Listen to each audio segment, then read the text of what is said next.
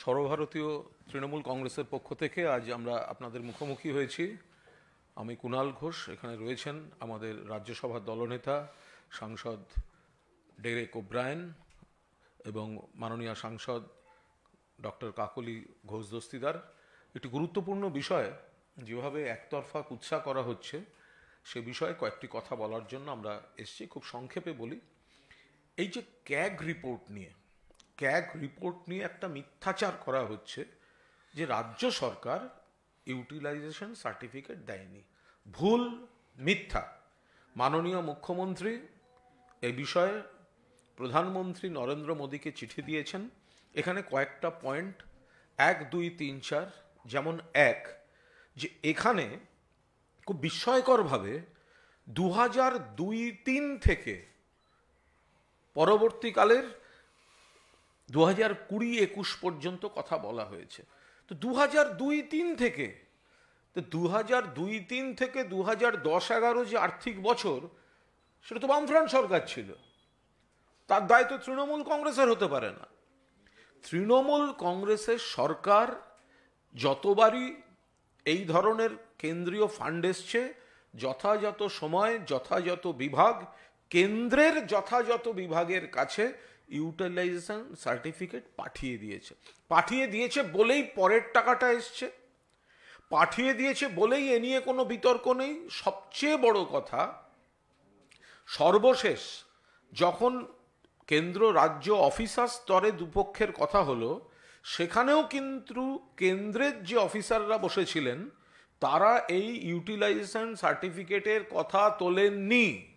অর্থাৎ মমতা বন্দ্যোপাধ্যায়ের সরকার, মাটি মানুষের সরকার, 2011 সাল থেকে যে সরকার রয়েছে সেই সরকার, তারা কেন্দ্রের কাজ করলে কেন্দ্রের টাকায় যেখানে ব্যবহার হয়েছে তার ইউটিলাইজেশন সার্টিফিকেট প্রপার টাইমে প্রপারলি কেন্দ্রের প্রপার দপ্তরে জমা করে দিয়েছে। ফলে সেখানে কোনো পেন্ডিং ইউটিলাইজেশন সার্টিফিকেটের ইস্যু নেই। সরকারও এই সরকারি অফিসারদের যে বৈঠক হয়েছিল সেখানেও বলেননি। অথচ দুর্ভাগ্যজনকভাবে ক্যাগ এমন ধরনের কিছু কথা বলছে, 2002-03টাকে ইনক্লুড করে নিচ্ছে, যাতে বিরোধীরা সেটাকে অপব্যবহার করার, কুৎসা করার একটা সুযোগ পাচ্ছে। এমনভাবে সেটাকে রিপ্রেজেন্ট করা হচ্ছে, এমনভাবে সেটাকে উপস্থাপন করা হচ্ছে। আমরা এর তীব্র বিরোধিতা করছি। আমরা বলছি, বাম জমানার হিসাব না দেওয়ার দায় তৃণমূল কংগ্রেস নেবে না। তৃণমূল কংগ্রেসের সময় যা হয়েছে তার হিসাব দেওয়া হয়েছে, এবং দেওয়া হয়েছে বলেই পরের কিস্তির টাকা এসছে, এবং পরের কিস্তির টাকা ঠিকঠাক এসছে বলেই সর্বশেষ অফিসার লেভেলের বৈঠকেও, অফিসার স্তরের বৈঠকেও তারা কেউ ইউটিলাইজেশন সার্টিফিকেটের ইস্যুটি তোলেননি। হোয়ারাস যেখানে ডবল ইঞ্জিন সরকার বা বিজেপি শাসিত বা দেশের অন্যান্য একাধিক সরকার রয়েছে, যাদের ভুরি ভুরি বিভিন্ন বিভাগে ইউটিলাইজেশন সার্টিফিকেট দেয়া বাকি, কিন্তু বাংলায় ক্যাগের রিপোর্টের উপস্থাপনার কায়দাকে হাতিয়ার করে বিরোধীরা মিথ্যাচার করছে, পলিটিক্স করছে।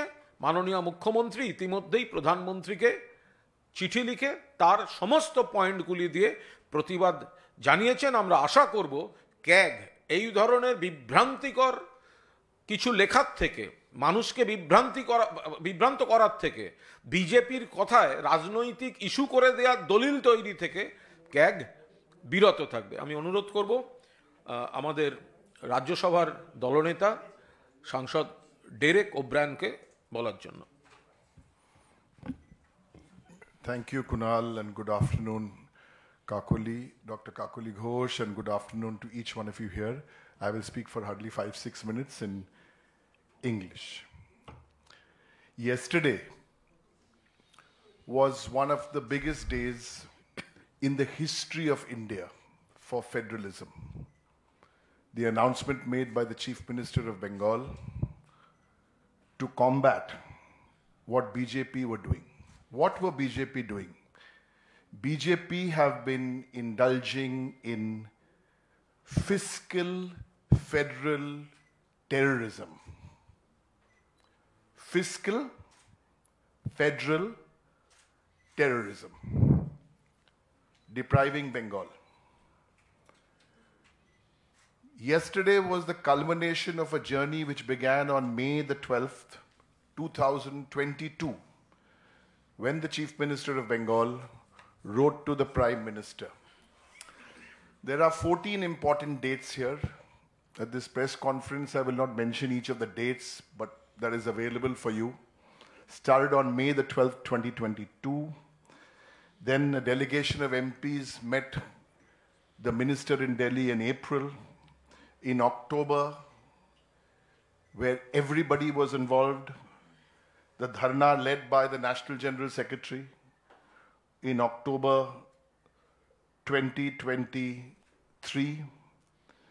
And then you all know what happened in Delhi, where the Chief Minister and our chairperson led us all in Delhi, in Rajghat and in Jantar Mantar.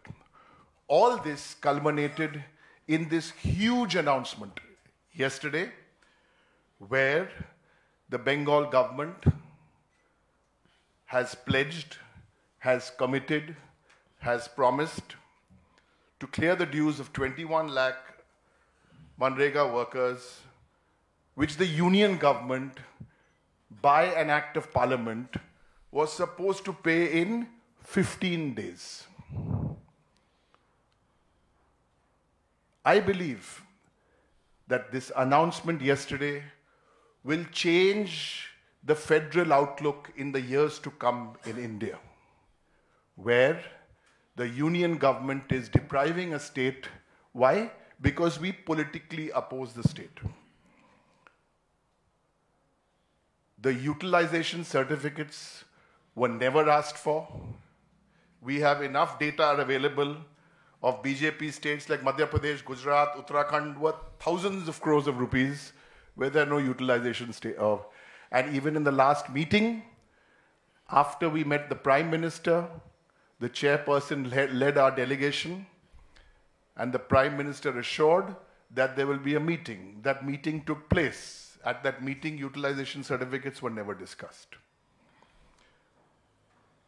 The next point I want to highlight today is who has made this promise? What is the credibility of the person who has made this promise? Does she deliver on her promises? So let me give you a few examples. Who promised that she will double farmer income when she became Chief Minister in 2011? It was Mamata Banerjee, the Chief Minister of West Bengal, who promised she will double. She didn't double it. She trebled it. On the other hand, the BJP led by Modi say they will double it. At current rates, they will double it in 2027. This is the credibility of the person making these promises. Indian economy is growing at 7%. Economy of Bengal is growing at 8.4%. These are not some lollipop numbers from Trinamool Bhavan. These are the numbers of the government of India. GST revenue growth, national average is 12%. Bengal is 24%. The second point I'm making here, the first I made is fiscal federal terrorism of the BJP because they cannot fight Mamata Banerjee and the Trinamool Congress in Bengal. And the second point is the credibility of the person making these promises.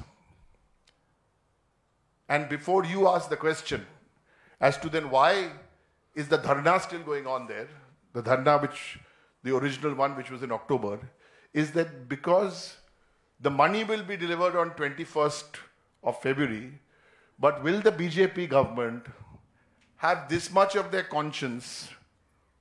Let them deliver the money before 21st of February, and then there will be no dharna.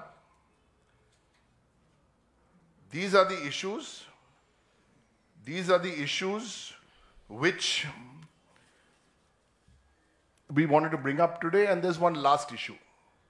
Before my colleague, who is our deputy leader in Lok Sabha, Dr. Kakuli Ghosh, shares her insights. I wanted to give you one figure. The figure is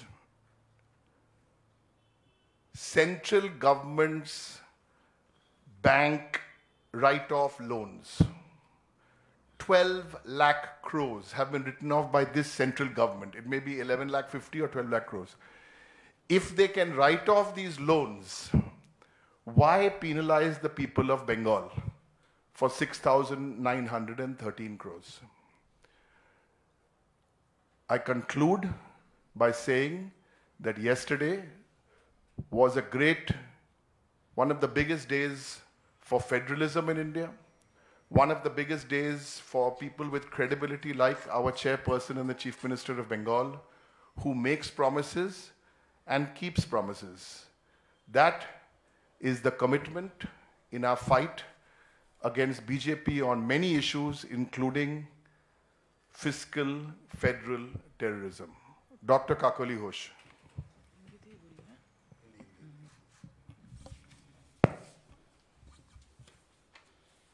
आप सभी को मेरा नमस्कार।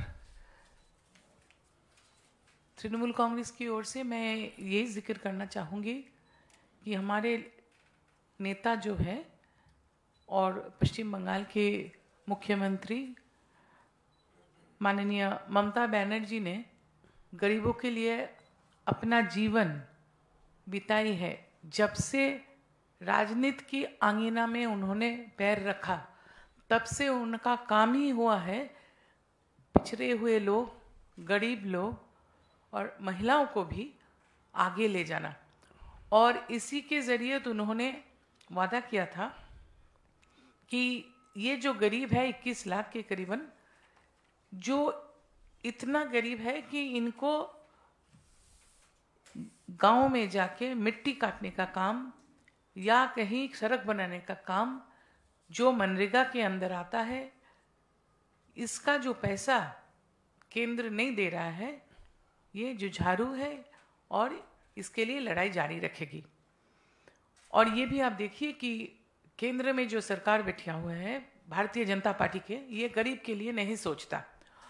और मई 2022 से लेके कितने बार हम लोग गए हैं, विनती किए हैं, हमारे सांसद और जो साधारण संपादक है सर्व भारतीय तृणमूल कांग्रेस की ओर से, उनके नेतृत्व में हम लोग जाति के जनक महात्मा गांधी के राजघाट में जो समाधि है वहाँ भी हम लोग धरना में थे। जंतर मंतर के बाद जब मंत्री महोदया से वक्त लेके हम लोग गए कृषि भवन, बड़ा बर्ताव किया गया सांसद लोगों के साथ और पैसा के लिए, गरीब के पैसा के लिए लड़ रहे तृणमूल कांग्रेस। वो गरीब के पैसा के लिए हमें वो कोई भी आश्वासन नहीं दिया, लेकिन हमारा लड़ाई जारी था। और माननीय मुख्यमंत्री ममता बनर्जी बिना बताए पश्चिम बंगाल के जो लोग हैं, जो खेती में काम करते हैं, जो किसान हैं, उनके लिए लड़ते रहे और 3 गुना कर दिया उनका। जब वो आए थे सत्ते पे तब इनका रोजगार था 90,000 के करीबन, अभी हो गया 3 लाख के करीबन। ये तो लिखा हुआ है, ये तो कागज में है, ये तो भारतीय जनता पार्टी और केंद्रीय सरकार को दिखाई दे रहा है, लेकिन ये बोले जा रहे हैं, काम नहीं करते हैं। गरीब के लिए कहीं भी काम नहीं करते हैं और गरीब को अत्याचार करना, महिलाओं पर हमला बोलना इनका आदत बन गया है। और जब बारों बार हम लोग दरख्वास्त करते रहे, जिक्र करते रहे कि ये गरीब के पैसा, ये जो कानून 2005 में बना था मनरेगा का, उसमें है कि जितने हुए पिछड़े हुए लोग हैं जिसको हाथ में काम नहीं है, साल भर में 100 दिन का काम होना चाहिए और उस काम से इसका घर चलेगा 100 दिन साल में, और 15 दिन काम खत्म होने के बाद उनको पैसा मिल जाना चाहिए 15 दिन के अंदर। अभी बंगाल के ऊपर उसका इतना गुस्सा है क्योंकि हमारे नेता को वो खत्म नहीं कर सकते हैं राजनीतिक तौर पर, कि बंगाल के लोगों पर हमला बोल रहे हैं, बंगला के गरीब पर हमला बोल रहे हैं और मजदूर पर हमला बोल रहे हैं। वो सोचते हैं अगर पैसा नहीं दिया तो ये लोग उनके खिलाफ आ जाएंगे, लेकिन ये होने वाला नहीं है, क्योंकि मेरा नेता ममता बनर्जी जो वादा करती है वो करती है, करके दिखाती है। और ऐसे ही उन्होंने कल एक महत्वपूर्ण घोषणा की कि 21 फरवरी तक जो 21 लाख लोग ऐसा बिना पैसा के मजदूरी किए बैठे हुए हैं, घर चलाने का खर्चा के लिए केंद्रीय सरकार की ओर मुंह देख रहे हैं, उनका पैसा उनके बैंक में पहुंच जाएगा। ये एक महत्वपूर्ण घोषणा उन्होंने की है। उनको मैं नमस्कार करती हूँ, नमन करती हूँ। और ये भी जिक्र करना चाहती हूँ कि ये जो बजट हुआ अभी इंटरिम, इसको बजट नहीं, वोट ऑन अकाउंट्स, उसमें जो अलॉटमेंट किया गया मनरेगा के लिए, उसमें बहुत कटौती हुई, 42% कटौती हुई। हमें जितना पैसा उसमें अलॉटमेंट होना चाहिए था उससे कई गुना कटौती करके, उसके मतलब क्या है, केंद्रीय सरकार, भाजपा सरकार सिर्फ 60,000 करोड़ रुपया उस एलोकेशन में दिया है। मतलब ये जो 100 दिन का कानून बना था 2005 में, वो 100 दिन का काम ये लोग को नहीं मिलने वाला, सिर्फ 40 दिन का काम मिलने वाला। उसके मतलब गरीब के पेट में लात मारकर भारतीय जनता पार्टी अपना सत्ता बचाने का कोशिश कर रहे हैं, अपने लिए ही काम करते हैं। अपने जो धारणा है कि गरीब को वो ऐसा करके मार सकते हैं पेट में लात, लेकिन ये नहीं होने वाला है।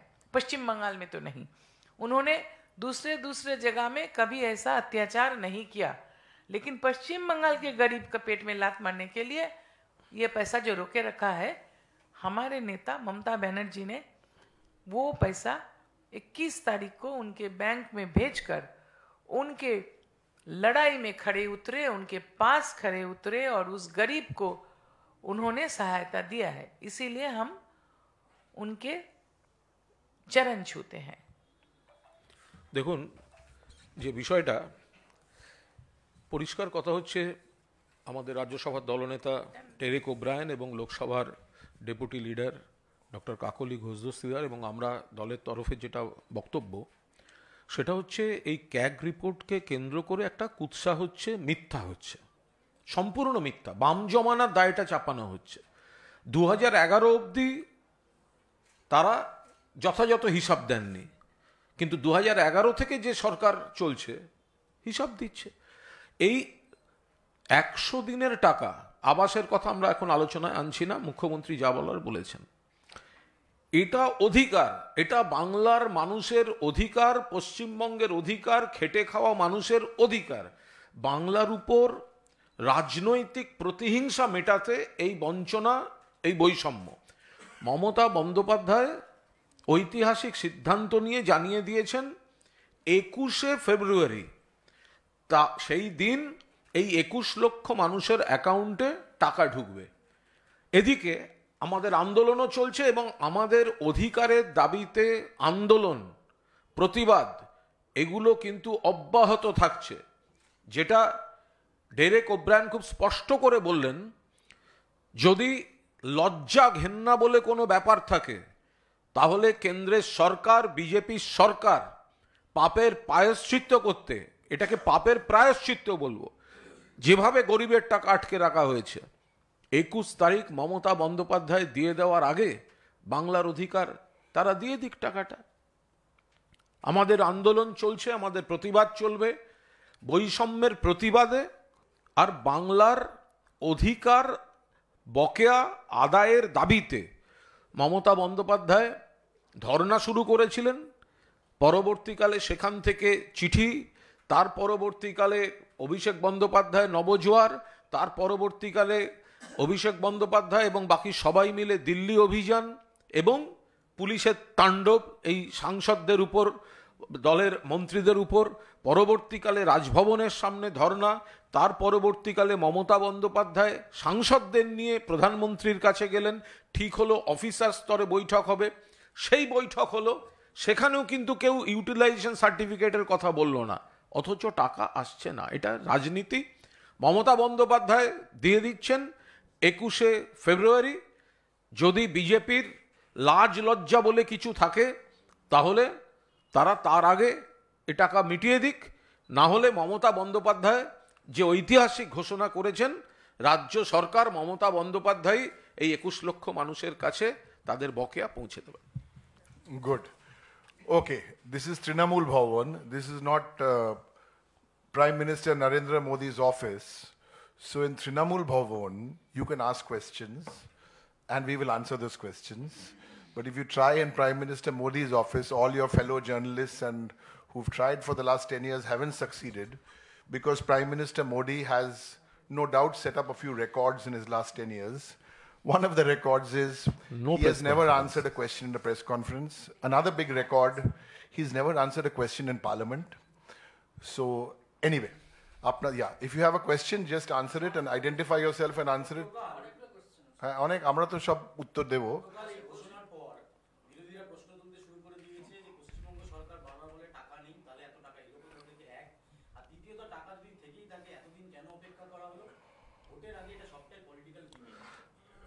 কেন অপেক্ষা করা হলো? কারণ এই টাকাটা দেওয়ার কথা তো কেন্দ্রীয় সরকারের, এই টাকাটা পশ্চিমবঙ্গ সরকারের তো দেওয়ারই কথা নয়।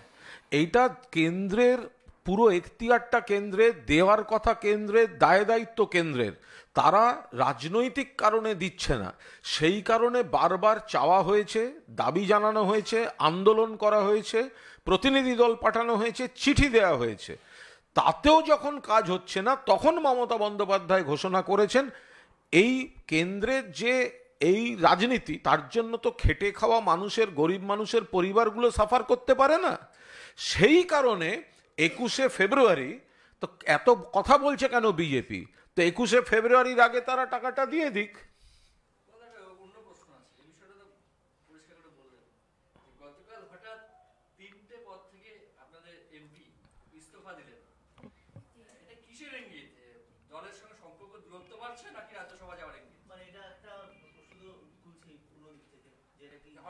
No, ask. You have a related question, ask, I'll answer the question. You have a related question to this? I just want to add to what Kunal so nicely explained, is it's time now for the BJP to stop telling us what to do and what to not to do. Since they are engaging in fiscal federal terrorism, please pay the people rather than ask us the questions, because if you ask us the questions, I'll take you back to where we are. Who is the lady who made these promises?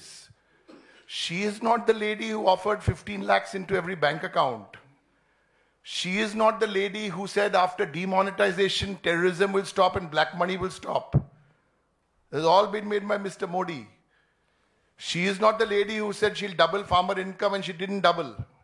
So you look at the credibility of one side of chairperson of Trinamool Congress and West Bengal Chief Minister, and on the other side, you look at Mr. Modi, who shamelessly makes promises on behalf of the BJP and doesn't deliver. You can be rest assured the money will go into the bank account by on the 21st of February. You've asked me an individual question about a member of parliament. The individual question about any member of parliament, we will answer at the appropriate time. Okay?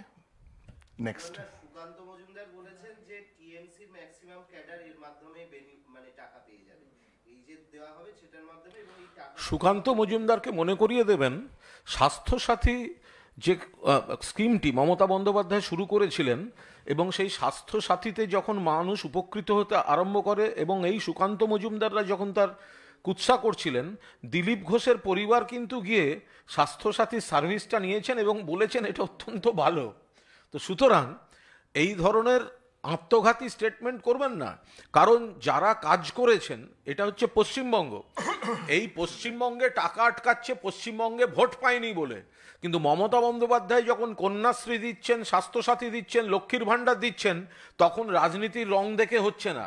সেই কারণেই একটা vote যায় আর তৃণমূল কংগ্রেসের percentage of vote বাড়ে, কারণ মানুষ উপকার পাচ্ছেন।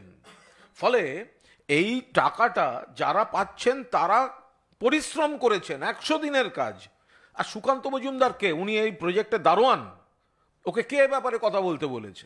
ও যদি পশ্চিমবঙ্গ সরকারের স্কিমগুলো জানার ইচ্ছে থাকে, যাক দিলীপ ঘোষের কাছে গিয়ে জিজ্ঞেস করুক স্বাস্থ্যসাথীর কার্ড কেন দিলীপ ঘোষের বাড়ির লোক করিয়েছে। নিজেদের রাজনীতিটা বাংলার মানুষের, খেটে খাওয়া মানুষের উপর চাপিয়ে দিচ্ছে কেন? No, no, no. I told you what the you asked me a question. You asked us a question about an individual MP, right? We have 35 members of parliament. We will answer this question. It's not that there's nothing not to answer. Somebody has resigned. We will answer this question when we need to. Sukanta Majumdar এটা জানলে খুব মানে খুশি হবেন যে সারা বাংলায় বিজেপির বহু কর্মী ওনাদের অসৎসঙ্গ ছেড়ে তারা অন্য দলে চলে আসছেন। অধিকাংশই তৃণমূলে চলে আসছেন, কেউ অন্য দলেও যেতে পারেন, কিন্তু বিজেপির অসৎসঙ্গ ছেড়ে বাবুল সুপ্রিয় এসছেন, শত্রুঘ্ন সিনহাও এসছেন, এবং পশ্চিমবঙ্গেও যারা বিভিন্ন জেলায় রয়েছেন তারা বিজেপি ভেঙে বেরিয়ে যাচ্ছেন। তো সুতরাং এসব নিয়ে ওনাকে ভাবতে হবে না। এই যে আপনি বলছিলেন অভিষেক বন্দ্যোপাধ্যায়ের কথা, কিন্তু দেখা গেল এই ধর্ণা মঞ্চে অভিষেক বন্দ্যোপাধ্যায় এখন অব্দি স্টিল নাও উপস্থিত রয়েছে। না, অভিষেক তো দিল্লিতে গেছিল পার্লামেন্ট এবং আনুষঙ্গিক কিছু কাজের জন্য। ফলে দলটা মমতা বন্দ্যোপাধ্যায় শেষ কথা, মমতা বন্দ্যোপাধ্যায়ের নেতৃত্বে, অভিষেক বন্দ্যোপাধ্যায়ের সেনাপতিত্বে এই লড়াইটা চলছে। অভিষেক বন্দ্যোপাধ্যায়ও যে ধর্ণা বা লাগাতার কর্মসূচি করেছেন তিনি তো মমতা বন্দ্যোপাধ্যায়ের আশীর্বাদ নিয়েই করেছেন। আবার মমতা বন্দ্যোপাধ্যায় যে দলীয় কর্মসূচি করছেন সেই দলের সর্বভারতীয় সাধারণ সম্পাদক অভিষেক বন্দ্যোপাধ্যায়। অদিতি গায়েন আজকে পোস্ট করেছে যে যোগ্য ব্যক্তিরা স্থান পায় না, অযোগ্য ব্যক্তিদের নিয়ে ঘর সাজানো। অদিতির সঙ্গে কথা বলে দেখব যে এটা রাজনৈতিক না অরাজনৈতিক। Done?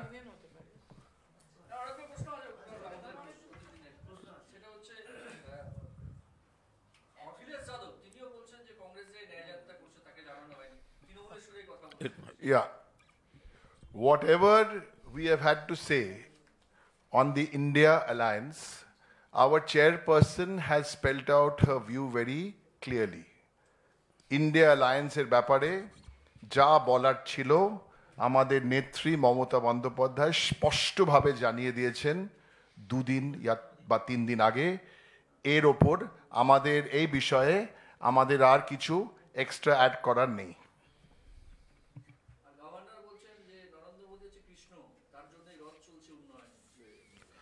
নিজের চেয়ার বাঁচাতে এই ধরনের কথাবার্তা বলছেন। উনি ভাবছেন জগদীপ ধনখড় এর আগে বহু বিজেপিকে তৈলমর্দন করে ভাইস প্রেসিডেন্ট হয়েছেন, ফলে উনি যদি এখন থেকে এই ধরনের তেলের বালতি নিয়ে নেমে পড়েন তাহলে ওনারও কোনো পদ টদ দিল্লি থেকে আসবে, এইসব চেষ্টা করছে। কৃষ্ণর সঙ্গে নরেন্দ্র মোদী তুলনা করেছেন রাজ্যপাল।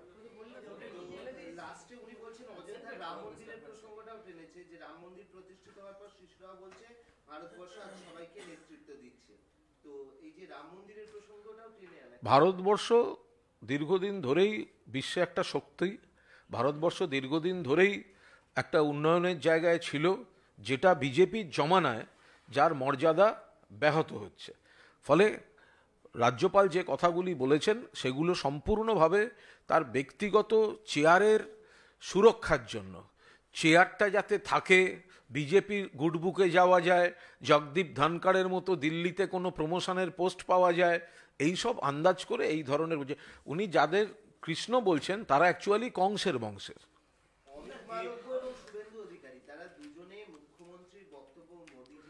যারা রেপিসদের নিয়ে টিম তৈরি করে তাদের বিকৃত কথার কোনো জবাব দেওয়ার প্রয়োজন তৃণমূল কংগ্রেস মনে করে না।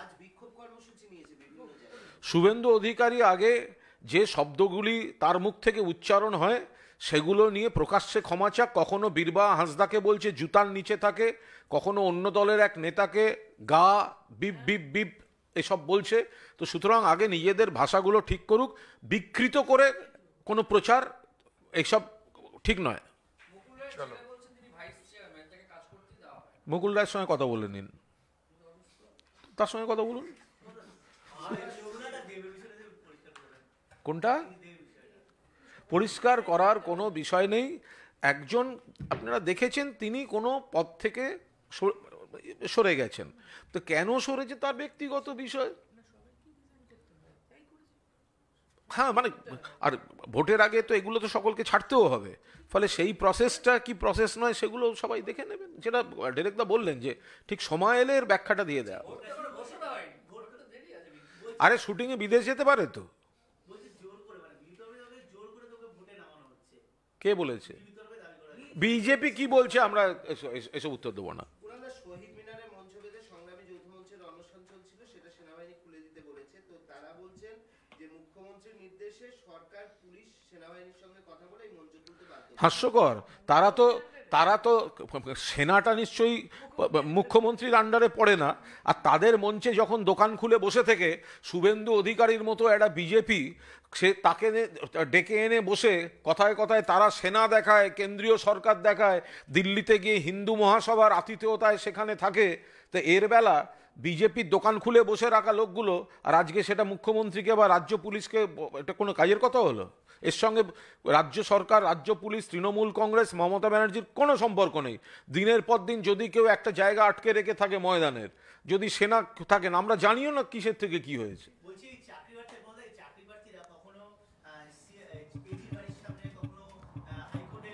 কাল রাত্রিরে 11টা আমার বাড়ি গেছিলেন, 20-25। না না, এদের ব্যাপারটা আমি বলে দিই, এটা নিয়ে খুব বিভ্রান্তি হচ্ছে, এটা শুনে নিন। এই চাকরি প্রার্থীরা এরা হচ্ছে SLSTর শারীর শিক্ষা কর্মশিক্ষা, যারা এজির বাড়ির সামনে গেছিলেন, কাল রাত্রে আমার বাড়ির সামনে গেছিলেন এবং তারা পুলিশকে সহযোগিতাই করেছেন।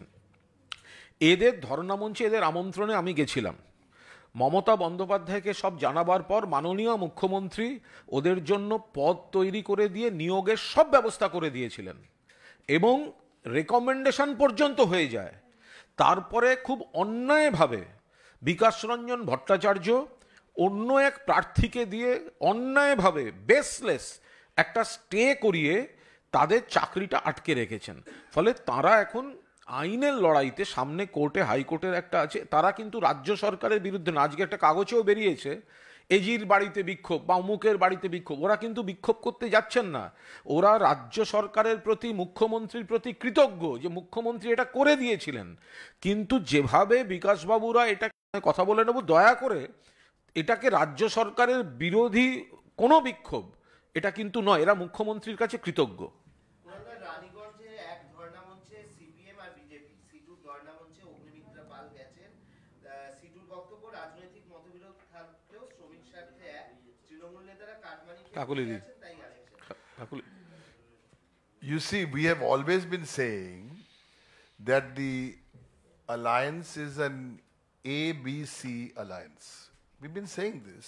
We've been saying it's the A Odhir, B BJP, and C CPIM alliance. We've been saying this, and that's why my leader made this announcement. Thank you so much for being here on this Sunday afternoon. Thank you, because it was a very historic announcement yesterday.